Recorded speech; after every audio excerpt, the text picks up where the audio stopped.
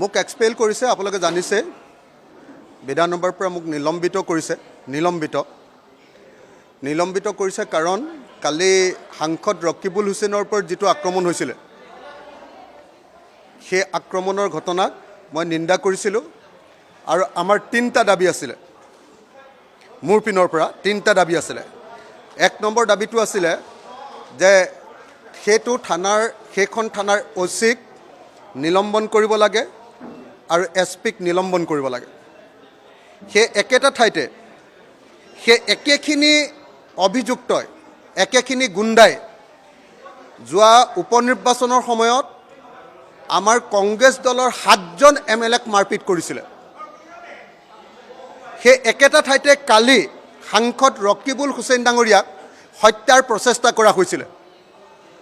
আৰু তাৰ পাছত অসমৰ মুখ্যমন্ত্ৰীয়ে সংসদত কালি এই গোটেই ঘটনাটোক তাচ্ছিল্য কৰা আমি দেখিবলৈ পাইছিলোঁ। তেখেত মুখ্যমন্ত্ৰীজন কোনোপধ্যে চিৰিয়াছ নাছিলে।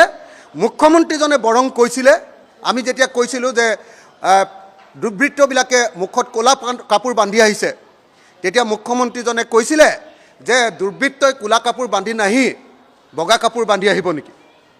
সেইটো ঠাই ৰকিবুল হুছেইনৰ ঠাই।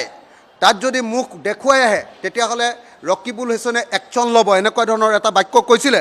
গতিকে এইটোৰ পৰা প্ৰমাণ হয় যে অসমৰ মুখ্যমন্ত্ৰী আৰু গৃহ বিভাগ নিজে এই আক্ৰমণৰ লগত জড়িত। গতিকে আজি আমি দাবী জনাইছিলোঁ ৰাইজৰ দলৰ তৰফৰ পৰা, দাবী জনাইছিলোঁ যে OC আৰু SPক ছাছপেণ্ড কৰিব লাগে, ইমিডিয়েটলি অপৰাধীকেইটাক গ্ৰেপ্তাৰ কৰিব লাগে আৰু অসমৰ মুখ্যমন্ত্ৰীয়ে আহি নিজেই ইয়াত সদনত বিবৃতি দি ক'ব লাগে যে এনেকুৱা ঘটনা ভৱিষ্যতে আৰু কেতিয়াও অসমত নহয়। এয়া অসমত চলি থকা জংগলৰাজ, আৰু যদিহে এনেকুৱা জংগলৰাজ চলি থাকে আগন্তুক দিনবিলাকত কোনো বিৰোধী পক্ষৰ মানুহে ক'তো নিজৰ সমষ্টি বা ৰাইজৰ ওচৰলৈ যাব নোৱাৰিব।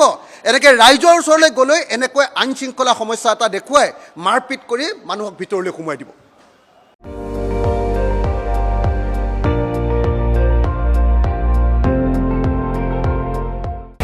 আপুনি চাই আছে ND24, সৰ্বশ্ৰেষ্ঠ নহয় সৰ্বোত্তমৰ দৌৰত।